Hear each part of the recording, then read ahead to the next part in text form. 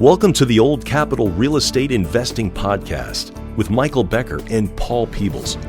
During this program, you will hear interviews with real-life successful investors who will share their stories and provide useful advice on how to acquire, finance, and operate apartment complexes. Now, here they are, Michael Becker and Paul Peebles. Welcome to the Old Capital Real Estate Investing Podcast. I'm your host, Paul Peebles, National Underwriter for Old Capital. And joining me typically would be the man himself, the mighty Michael Becker, the billion-dollar man, but unfortunately he is on another due diligence assignment, so he has left me at the helm. Oh, pity, oh, me. So you have me for this great podcast at the Old Capital Network. So don't forget, whenever you have a second, go to the Old Capital Conference, the 2021 live event is going to be here in Dallas. This is one of the premier events across the country. We'll have 750, 800 people here. I think we've announced it, but you want to know, you want to be there at where the Texas Rangers play. We're going to be at Texas Rangers Field, Globe Life Park, again, where the Texas Rangers are going to be playing baseball. We have the day that they're not playing baseball. We're going to be on the field, and your chair, your table will be on the field at the ballpark in Arlington. So we certainly do want to see you there. It's one of our premier events, one of the premier events in the country on multifamily education, multifamily financing, multifamily knowledge base. In fact, our guest will be there too, and we'll talk to him a little bit about that, about his take and some of the things that people have talked with him about. But on September 22nd, 23rd, we want to see you there. It is going to be in Arlington, Texas. Go to theoldcapitalconference.com and get your ticket for that premier event. This is one of the best events available out there, so you definitely want to be there. So oldcapitalconference.com. So in the podcast today, somebody that's been on the podcast before, but we certainly do always enjoy listening to him pontificate, tell us, educate us a little bit about physical due diligence and his experience on not only looking at these properties with the eye of a multifamily property inspector, but also as an owner too. So in the podcast today, it is Mr. Brian Amos. Brian, how are you? Doing great, Paul. Glad to be here. Yeah, thanks for coming on. And again, Brian Amos is with Omni Assessments here in the Dallas-Fort Worth area. If you are thinking about buying a multifamily property, you want to have Brian take a look at it. He is your eyes and ears. He's not the bank's eyes and ears. He's your eyes and ears of what should be done to these properties. Remember, these properties, sometimes if they're built in the 1960s, 1970s, 1980s, they are older than sometimes you are. So sometimes pieces fall apart.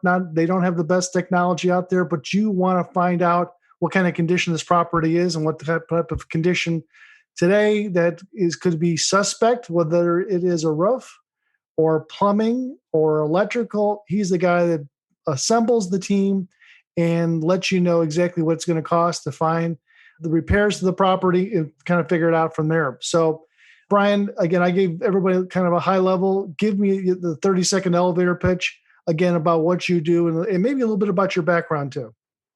Okay, thanks, Paul. So I have a degree in engineering and did that for several years but found real estate about 18 years ago. And I've been a general contractor and doing full-time due diligence now for the last dozen plus years. And we've done over 60,000 units. So 60,000 units, different properties, all sizes, all classes. It's over $2 billion in property value. And so through that experience, I'm also a property owner. And so we're on your team. We're on your side to evaluate the property for the investor. And so we have your interest at heart, and we look out for you. Yeah, Brian does a great job. Against 60,000 units. He's walked all those units, him and his team. They come in with the iPads and they kind of figure out, how old is this washer and dryer, if there's a washer and dryer? How old is this HVA system, the compressors on the property? How old is this and how old is that? And then he brings in electricians to determine, is this a Federal Pacific panel? Is this something that has to be replaced? Is this copper wiring? Is this aluminum wiring? What needs to be fixed in this property? And he gives you kind of a checklist for you to figure out, is this something that you want to move forward on? You don't want to talk with a home inspector. You don't want to talk with the general contractor that may only understands about the single family homes. Brian is a specialist. He's a specialist in multifamily. He's walked 60,000 units, and he's a great person for you to know on your team, especially your investors. Your investors want to figure out, what kind of condition this property is. If you were a former engineer, if you were a former IT professional, you may know something about construction, but Brian is the expert on construction. So today we're going to take all that information that Brian has, and our topic and our theme for this podcast is finishing strong. Finishing strong, and what we mean by that a little bit is that when you buy a property, operations start off pretty good. You got money in your pocket. You're going to spend it. Second is kind of the middle point from the period of time that you bought the property, you've done the repairs, to the time that you're thinking about selling the property. And that's kind of the lifetime of the property itself. And that's usually okay. You can operate the property, you just barely have enough money. But the problem is that when you go to try to sell the property, and it's, you're trying to finish it off, trying to sell the property to the next person, there's usually not a lot of energy or enthusiasm in that piece. But of course, there's not a lot of money left over to do what you need to do to be able to sell the property in the condition that it's got to be. Not everybody wants to have a value-added property, a severe, deep discount value-added property. You want to have some money left over. So talk to me a little bit about the finishing strong argument, Brian. Thanks, Paul. When you and I were having a conversation and I brought this up and you pointed it out, because I see lots of properties, obviously. And some of these properties I see 2 or 3 times. I'm coming around the 4th time for some of these properties. And it's disappointing, frustrating for me, right? I like seeing improved properties, but occasionally I come across a property that is actually in worse condition than when I first saw it 2-3 years ago. And so, what happened, right? What happened to the business plan where I'm now seeing it for the new buyer and the property is in worse condition than it was, 3 years ago?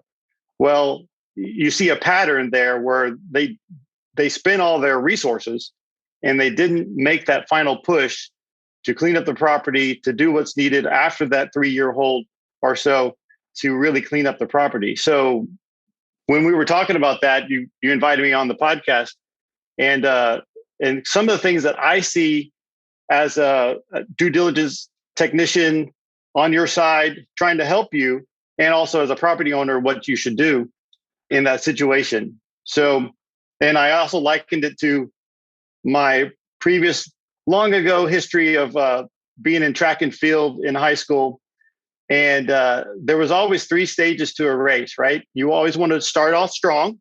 And a lot of times we've talked a lot about getting the right numbers, putting your team together to even get to the starting line, and then having the right budget to get off out of the gate to start running, and then your operations, your right team, and how you manage the property. But then many forget that there's a whole different aspect when you finish the race, that you need to have some reserves to put in that final push.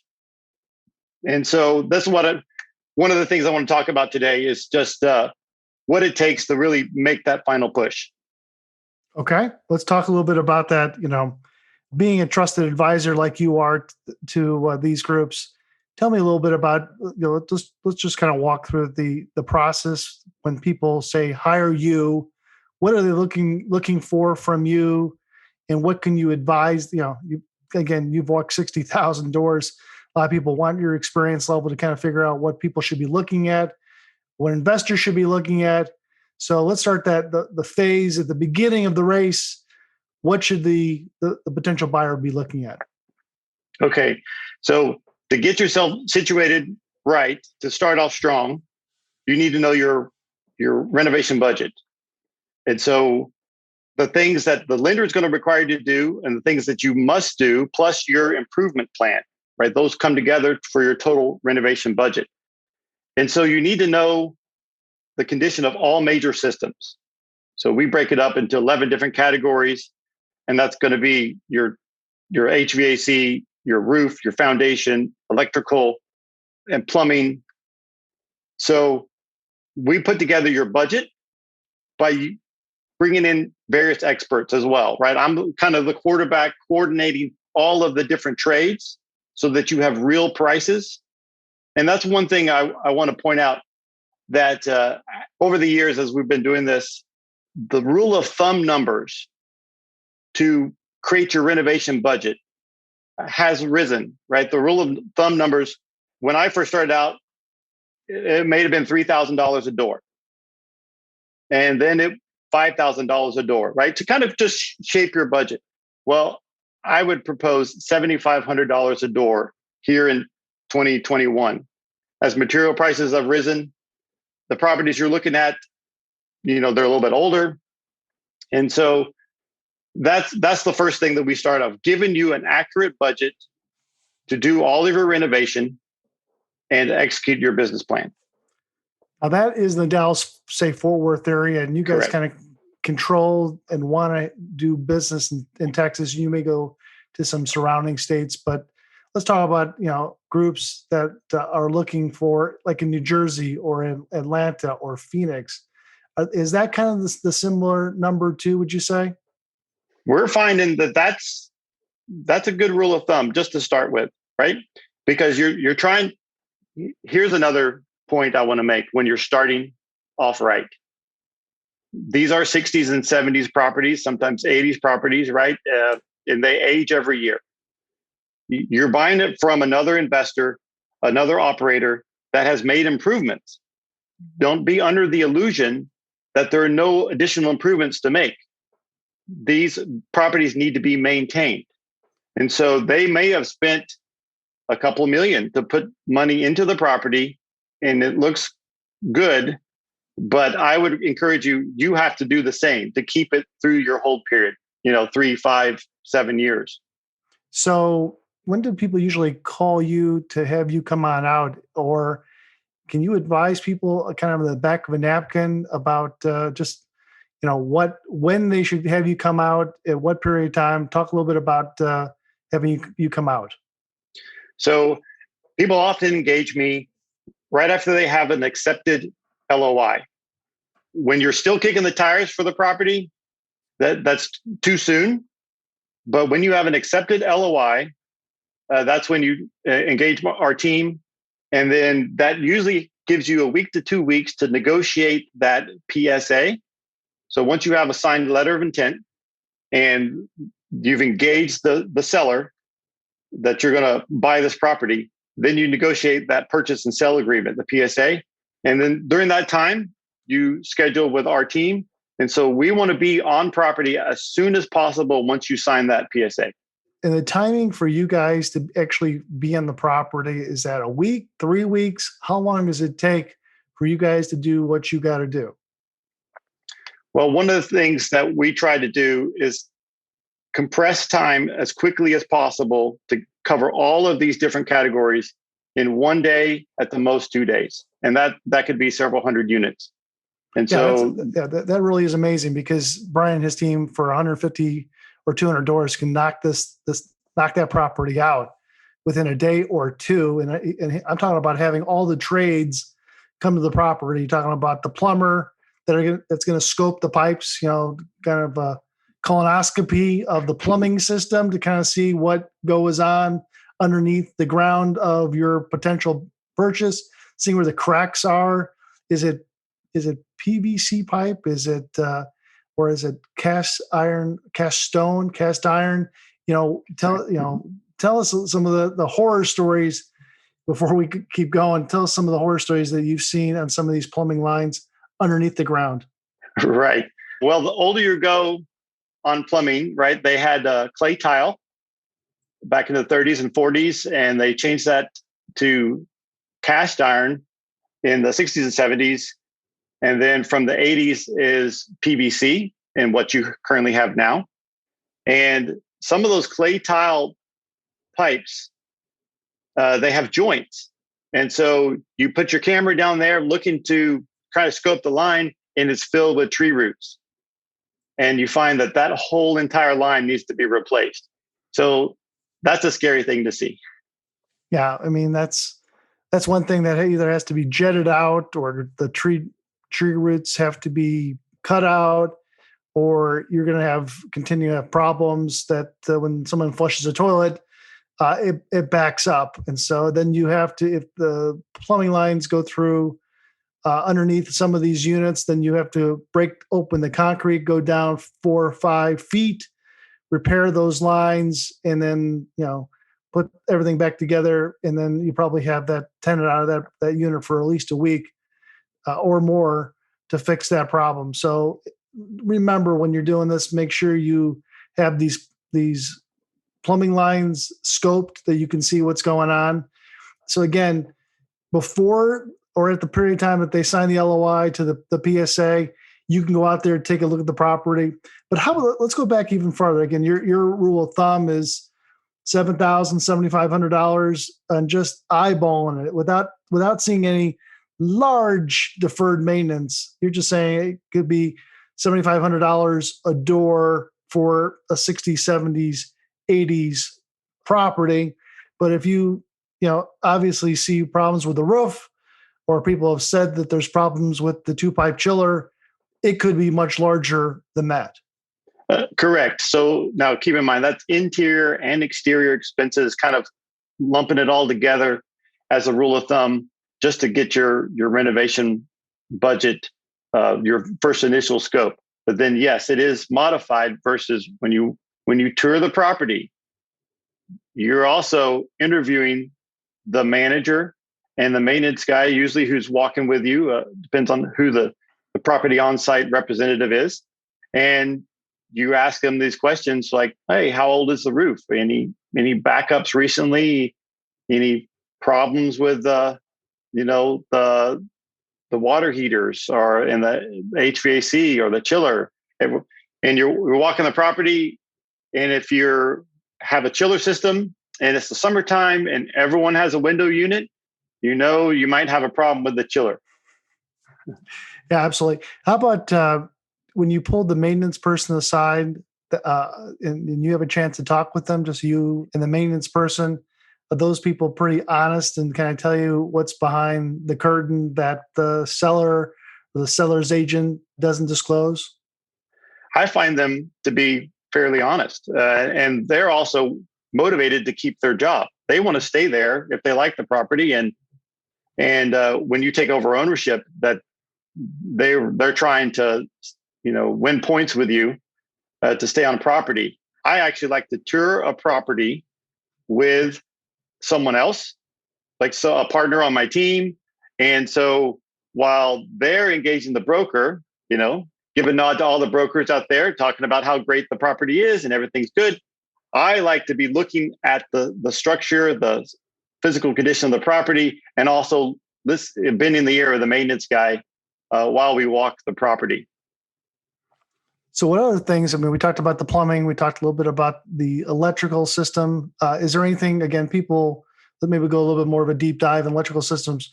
Again, what are some of the things that you're looking at these days that are challenged? And then also let's talk a little bit about the roof too. Well, you got to mention on electrical, the Federal Pacific panels, because those are kind of infamous from the 70s into the 80s, that was a widely used panel. Now, it's Federal Pacific is the brand and Stablock is the model. So like Honda is the car maker, Accord is the model. So they're the same thing. So many times people say, well, this is Stablock panels. Well, they're Federal Pacific manufactured. Stablock is your model. And so that is the type of panel that as they continue to age, those panels are not performing well. So the breakers failed to break, failed to stop the current. And then the bus that holds the breakers also tends to overheat. And when I first started, a dozen years ago, we were doing load tests on these Federal Pacific panels, and they were passing occasionally, so you wouldn't have to change those out. Now, at another 10 years later, those panels are failing when we do a load test to make sure that they trip. So what I mean by that is you have a breaker that's supposed to trip at 20 amps, but it doesn't trip until 50, 75, even 100 amps, right? So if it doesn't trip, you still have that electrical current, and that could cause a fire.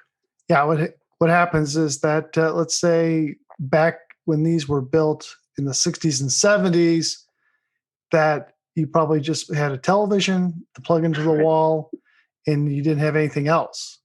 But now today, your wall has your cell phone and your PlayStation and your television and your HD system. That's huge sound system. So there's all kinds of power that's having to come and be generated, which builds heat, and it fails to trip because there's just too many things connected to the circuit. And then all of a sudden it arcs and starts a fire in the back of the wall and then burns the place down. So you have to be very careful with those type of panels, electrical panels on properties like that. The company filed for bankruptcy a long time ago, and we've been trying to encourage people to replace those every time that the property turns. So if you are buying a property that has that, put that in your budget. I would imagine, whether it needs to or not, just like Brian was saying, is that eventually they're going to have to be replaced, because eventually that property is going to have a problem, whether it catches on fire or the insurance company won't insure that property, the collateral, anymore because of having those type of stab block panels at the property. Anything more to add to that, Brian? Right. The insurance is a big deal because there simply aren't as many insurance providers that want to cover multifamily properties as there was 10 years ago.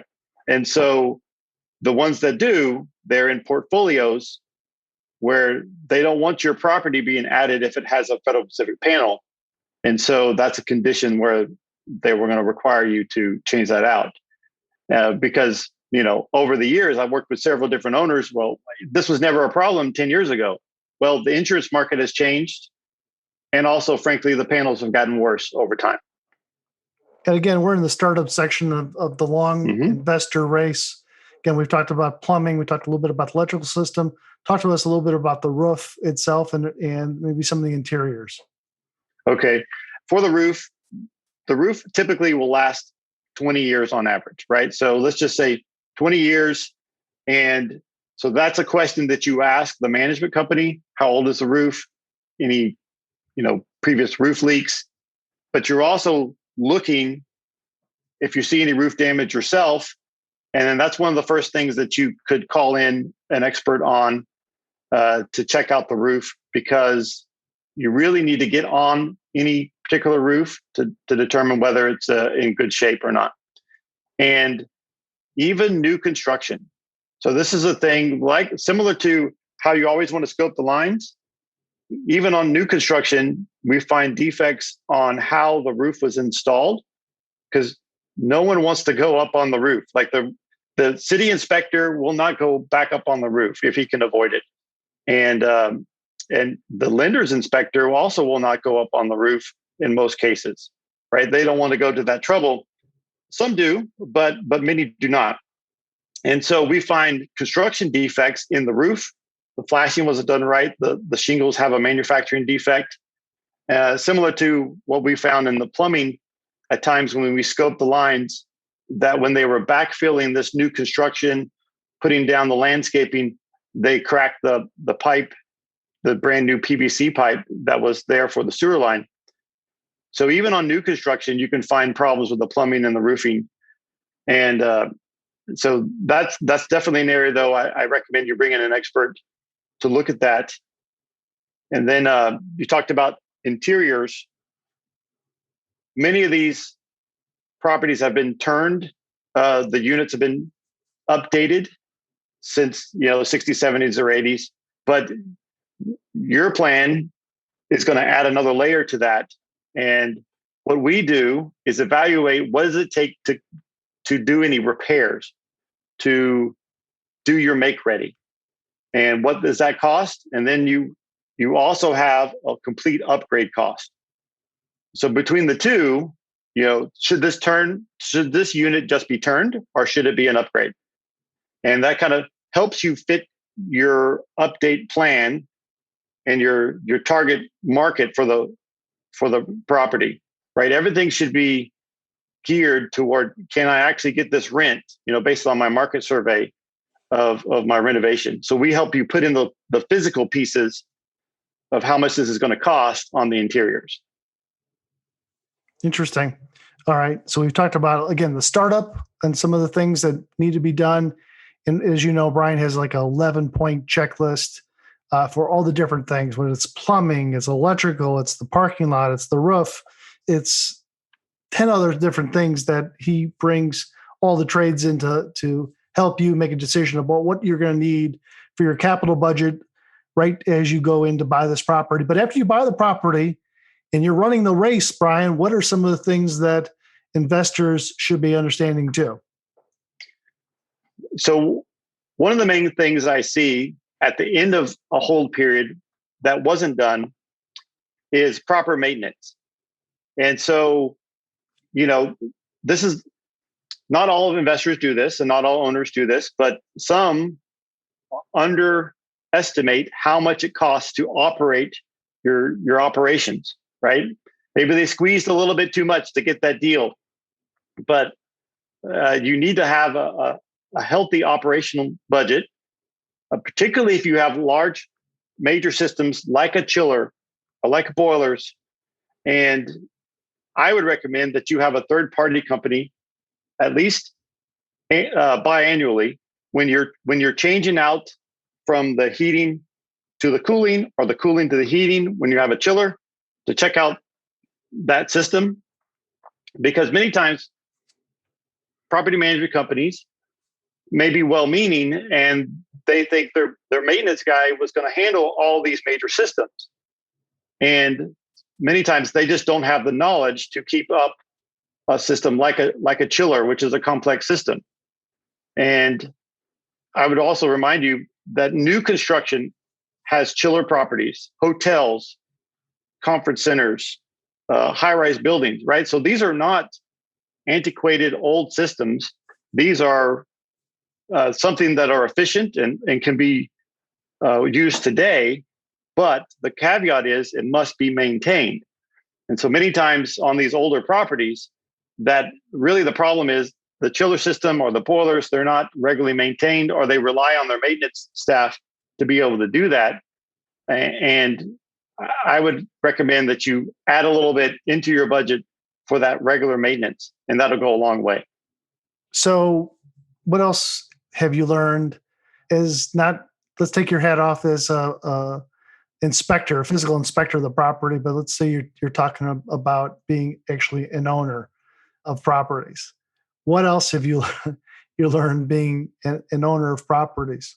Oh, well, I found that this race isn't always on flat level ground. Maybe it's more of an obstacle course, that it doesn't always go on a smooth track in an oval. Maybe it's more like a steeplechase, right? Where we're jumping over hurdles and going through water. That's kind of felt like last year going through COVID. And then we were hit with a freeze in February that was kind of unprecedented for all of the state of Texas and some to the north of us. And that we had to have, this is what I came out of that. It was critical that we had sufficient reserves to handle some of these obstacles as they come up. So whether it be the freeze that we had or a fire, or, even though insurance is going to handle these eventually, but you have operational costs and you have upfront expenses to mitigate some of that damage. So let's talk about, for example, the freeze that we had to deal with. And I have two properties, one in the 60s and one in the 1980s. And the 60s property actually did better than the 1980s property. And I've done due diligence on other properties. Those 80s properties in particular, they had more copper pipe exposed that when that froze, it burst and went in between walls and multiple floors, and so it caused more damage than what you would have thought originally. Particularly, you would think the older properties would have fared worse, but it's more that 80s, 90s product before they switched to PEX piping. That's the modern solution. What's PEX? PEX is today's hot and cold water lines are in plastic tubing. And when it freezes, it will expand and then contract back once it thaws. So copper pipe, unfortunately, has no leeway. And when it freezes, the copper pipe will break. And what we found is we had seams all over that would burst, and that water gets between the walls. So that's really the key problem there, that once the water gets between the walls, there's no place for it to escape. Yeah. And so that's when you can have mold growth. And so let's go back to sufficient reserves. You must do the mitigation before insurance may pay you anything, because it's your responsibility as the property owner to stop any additional collateral damage. And collateral damage could be classified as mold and fungus that could grow from water that was not dried out.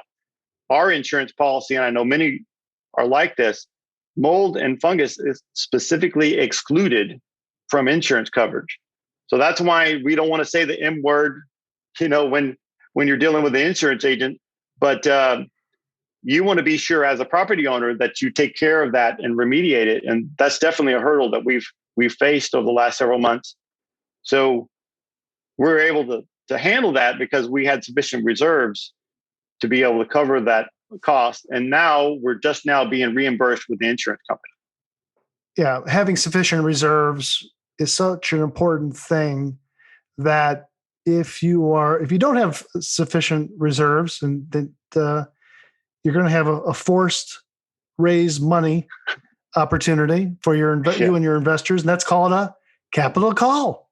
Right. So make sure you have, whether that's 6 months, whether it is 12 months of not replacement reserves, but actually operating reserves that you have on the side or you can get to help you through these hoops. So that's an important distinction, Paul.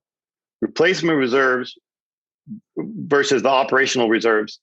And one of the lessons I think many owners learned last year during COVID is when everything shut down, they had to use their money that they had set aside for capital improvements to make sure they had enough operational reserves. And so I know our business, we also run a construction company, right? Everything was on hold. Nobody wanted to outlay any additional capital because they wanted to make sure they had enough operational reserves, and they slid that money over to the operational side. So make sure you have both buckets. I think that's a lesson many people learned. So again, we're talking about finishing strong. So we started off good because we were putting together the budget and making sure we had enough money to upgrade the property and keep it going. And then the operational is just okay. We just want to make sure we have money set aside to keep this property going in case there is a black swan event, that we think it's a black swan event that only happens once in a while or once in a lifetime, and it happens sometimes every year, that you have to replace some of these piping underground that you think is going to be fine. And then all of a sudden the 2-pipe chiller, you turn it on and there's water that starts leaking out of the ground, and you think, well, that's just a one-time event. And it leaks 12 inches from the place that you just fixed it. And then it leaks another 12 inches from the place you fixed it. And this comes at all different odd times. And you're out digging holes in the back of your property trying to fix all these lines that were put in the ground, 60 years ago or 50 years ago. So finishing poor is where I want to make sure that we understand that. Brian, tell us a little bit about what you recommend so you don't finish poor. Okay. Again, let me reiterate, many times I see these properties a couple of years after they've been, with the new owner, and they had a great plan initially. They have a good operational strategy, and yet they had no more gas in the tank, so to speak, no more funds to clean up the property, to do the last finishing touches when you bring the property to market. And so I would say that when you bring your property to market, it's at least a 6-month endeavor. And so go back 6 months, because operationally they're going to look at your P&L and your NOI, your net operating income. But I would say the same thing for your physical condition of your property. Look at what things you can do to clean up any deferred maintenance. Now, many of these properties, you've held them for 3 years, maybe even 5 years. Your initial capital budget for that initial renovation has been spent. But many times, if you have just painted pine wood and you've caulked and painted it, that's only going to last 2 or 3 years if there's any kind of deterioration there, right? Because maybe you did some spot repairs, you took care of the worst items, and now you have the next phase. You're starting to see some additional repairs that are to be needed. So in that last 6 months, I would recommend that you have 10% of your total rehab budget, that you have this in mind, that you use 10% for your final push. So if you raise, your budget is $1 million on your capital improvements, 100,000 of that should be set aside for your last several month push, so that you can do things like clean up your carpentry, any deferred maintenance on the exterior. That this is the time when you seal coat your parking lot and you restripe, make sure it's all in good shape. And for heaven's sake, when you sell a car, do you just sell the car dirty with a broken tail light that's not clean on the inside? There's newspapers on the inside. Do you sell it that way, or do you spend a couple of bucks and you get the property or the car detailed? Is that what you're trying to tell me? Exactly, Paul. I think you clean up the car, you clean up the clutter of your house. You do some repairs to your house when you're looking to sell it. Your own individual residence. Well, do the same thing for your multifamily property that invested several $1 million into this endeavor. Make sure you have enough fuel in the tank, enough money reserves to clean it up and to put it in its best condition when you bring it to market. And I know a lot of brokers are saying amen to that. Yeah, but Brian, the market's been so good, I haven't had to do that. Why do I want to put money aside and save it for 3 years from now when I think the market's going to bail me out again? Well, we do see that, and that is the reality of the market. However, it's not unheard of to actually have to retrade some things. It's not common. You don't go into a due diligence looking to find things to renegotiate. But when you have not done the things like maintain your chiller, or you have an active water leak in your hydronic boiler or your domestic boiler, these are things that you could clean up by just walking the property, right? Just doing an overview, have your maintenance team check out, go around each building, look at your mechanical rooms, handle any roof leaks. That's what I was going to mention earlier. For heaven's sake, don't have an active roof leak and then bring it to market, right? Just fix that as quickly as possible. There's some really simple things that will, I know the market's been good, but this just takes away any kind of retrade, any kind of item that might be negotiated, and to make sure that you and your investors do it as well as possible. Yeah, and it goes back maybe to the middle of the race called the operations of the property itself. One of the things that if you don't maintain your property during the period of time that you actually have ownership, you're thinking, this is before you are thinking about selling the property. Fannie Mae may make a drive by your property and see it and say, "Oh, this doesn't look too good." And, it may have shingles off the roof. There may be cracks in the sidewalk that are called trip hazards. There may be a broken window on the property. There may be nothing that's been maintained. The garbage hasn't been picked up around the property. And all of a sudden you're going to get a notice without you even knowing it that Fannie Mae is required a PCA to be done on your property. So the PCA is usually done at the beginning, which stands for Property Condition Assessment Report. But if they drive the property and they see all these open items of having a problem, remember, Fannie is your biggest partner. And it'd be like you coming into your kid's room and say, hey, clean this stuff up. Well, Fannie does the same thing, is that they're the largest owner of the collateral. And if they see all the problems that are going on, they're going to not yell at mom to have mom tell you to fix the property or fix the room. They're going to order that property condition assessment report. They're going to figure out how bad this property is and if there's any health and safety problems on the property. And if they may come back and say everything has to be done within 30, 60, 90 days, everything fixed. And if you can't do it, we want you to write us a big check for, $200,000, $300,000, $400,000, and then we'll hold that money and force you to get all that stuff done. And if you don't do it, you're going to go on a thing called the A check, which is the bad boy and girls list. And then you may not be doing business with Fannie or Freddie in the future. So be very careful during that operations piece. And I definitely recommend, walking your property, seeing what's going on, bringing your physical engineer who like Brian looked at the property originally. They kind of give you ideas when you're thinking about selling the property, what needs to be fixed to on behalf of you, the seller, that you can have argument points in case they try to figure something out on the physical nature of the property, that you've already fixed it, you maintain it, you understand that it works properly, and then somebody's can't tell you that it's not up to what the code is, or not up to the definition of what a good looking property should be.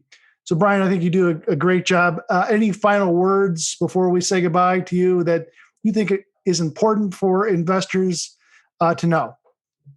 Well, another reason why, I encourage owners to finish strong is you mentioned the lender. They're the largest stakeholder in the property. And then we talked a lot about investors, and, they want to make a good return on their investment.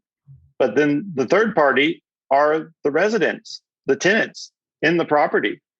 And I feel my point of view is that you have an obligation to maintain the property and to do right by the residents. As we make returns on these properties and do well, and this market has done well. Let's also take care of our residents to make sure that they have a good quality, clean place to live, that they don't have any safety hazards, that they have the hot water, that their roof isn't leaking, and that while we do everything we need to for the lender and for our investors, but we also do it for the resident as well.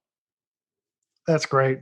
Some great information from Brian Amos with Omni Assessments. He's based here in the Dallas-Fort Worth area, but works throughout the state. If it's a large project, you can find him on the web under Omni Assessments, and you want to spend some time kind of maybe seeing some of his videos that he's done. He's done a great job trying to educate you. You may see a lot of the content providers that use Brian's videos to kind of help them, become successful. So, Brian records everything. He's great in front of the camera.